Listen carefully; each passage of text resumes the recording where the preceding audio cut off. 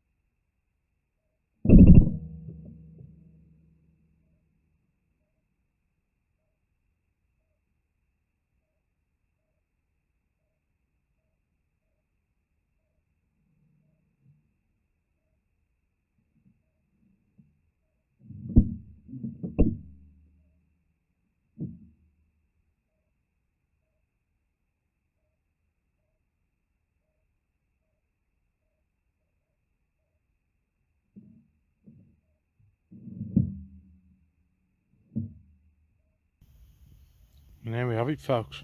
He was really close, really close. He was about 2 or 3 yards away when I first spotted him. He was in that tree there, and I was in that tree there, and he come running along this branch here. I hit him here, and he's ended up down there. Perfect headshot.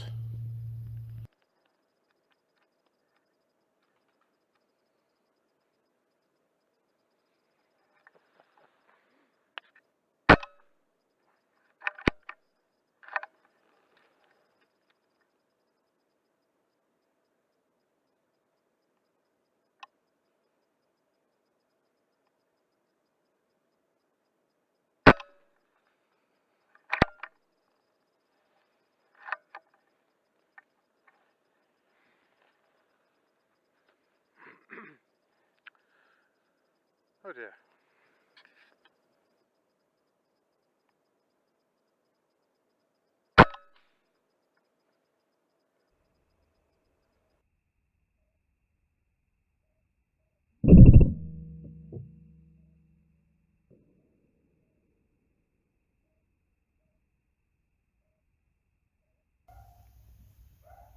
Okay, it's just before 2 o'clock. We've done alright. We've had ourselves a squirrel at 12 yards, spotted at 2. In fact, I heard him first before I spotted him. I preempted where he was going to come out, and he come out exactly where I was expecting, and he stopped, and it was a formality, really. If I'd have missed him, I'd have packed up and gone home. Then we've missed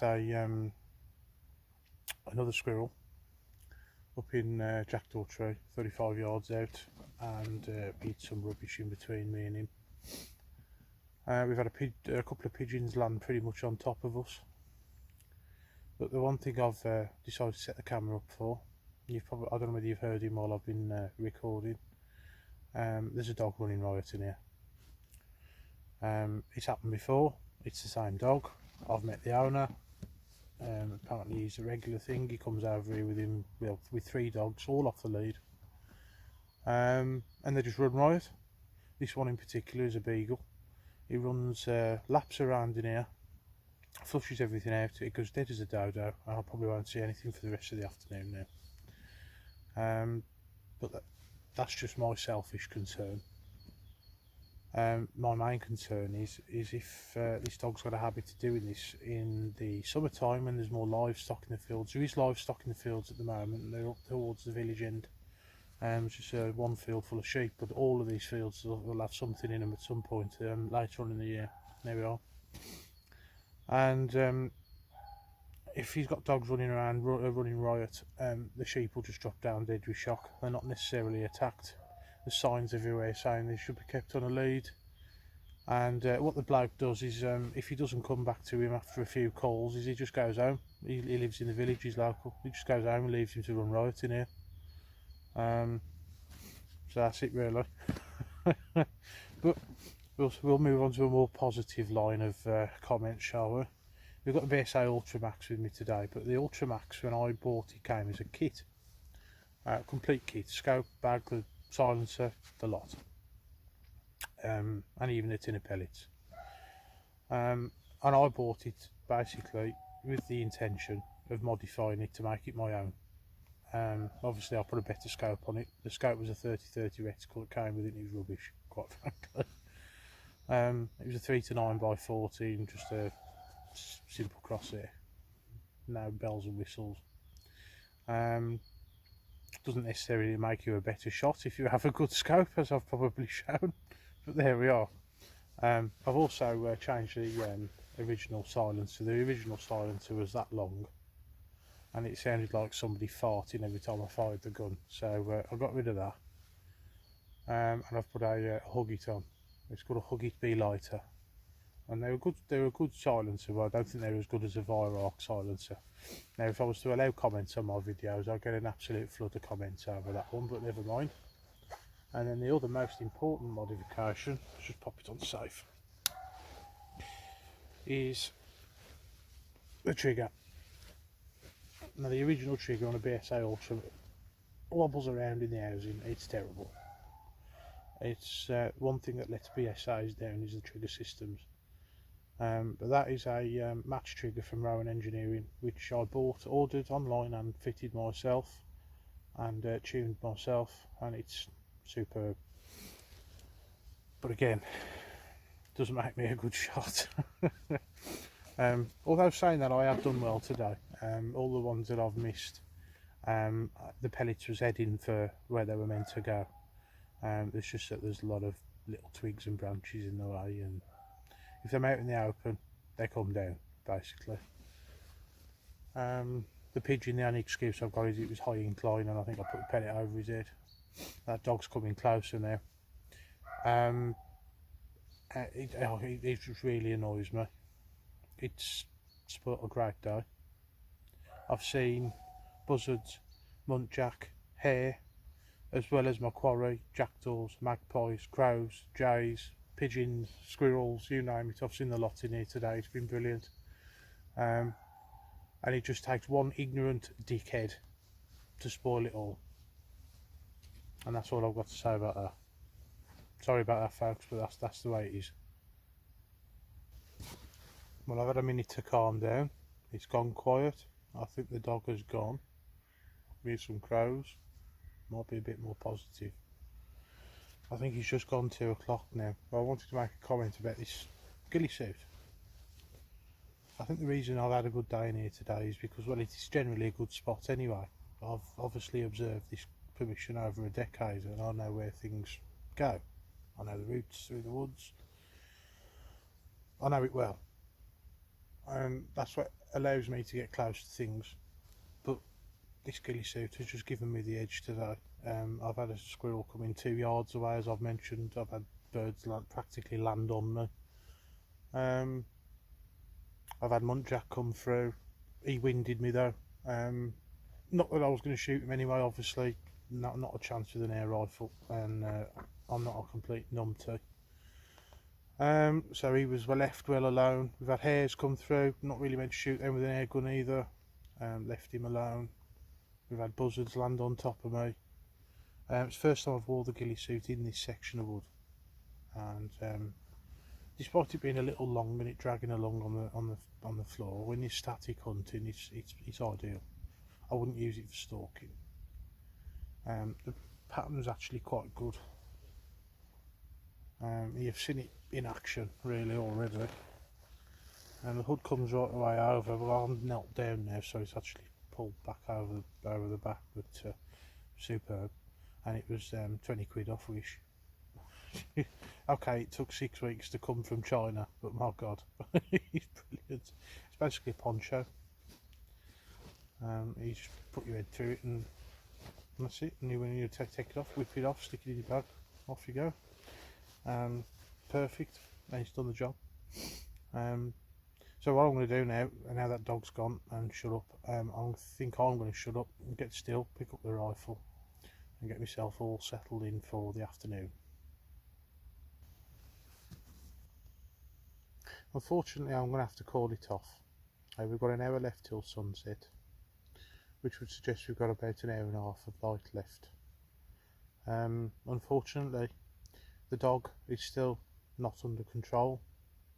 He's still running around in here like a lunatic. In fact, when I started filming, he was about 30 yards to my left. He's not listening to me. He's not listening to his owner.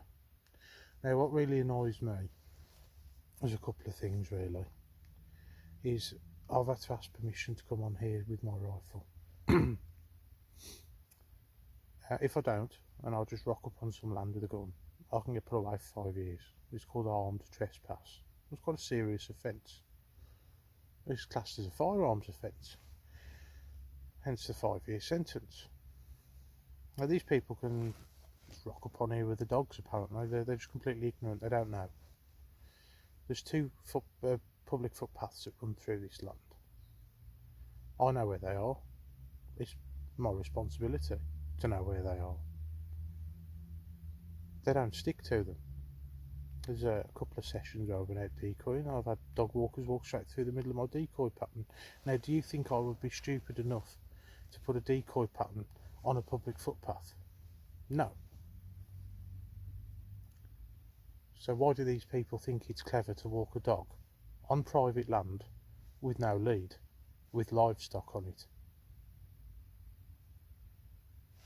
It just beggars belief. My main concerns for it are, 1, I've got a concern for the owner's safety, the owner of the dog. I don't know where they are. If I take a shot at something, normally high incline at a pigeon with no backstop, for example, if they're not on the footpath, then I could cause them harm. 2, the livestock. Sheep have got a propensity to drop down dead at the sight of a dog. They don't necessarily have to be attacked by the dog, they just drop down dead out of shock and fright. Especially if they're not under control and they're just running around amongst them, which is what this dog will do this summer. This dog will kill sheep this summer. Guaranteed. It's unbelievable. But I'll switch to the other view and we'll finish off with a view of what we've managed to shoot. And I'll head back to the car. It's a shame. A serious shame. Okay, so that's it guys. BSA Ultramax SE 2.2 and a single squirrel. It's a male, full of hormones, absolutely stinks. But there we are. That's all we've managed to get, and it's been really good in here today as well. It's a shame, but we'll give it another go. We always give it another go. I'll catch you on episode 8. Bye bye for now.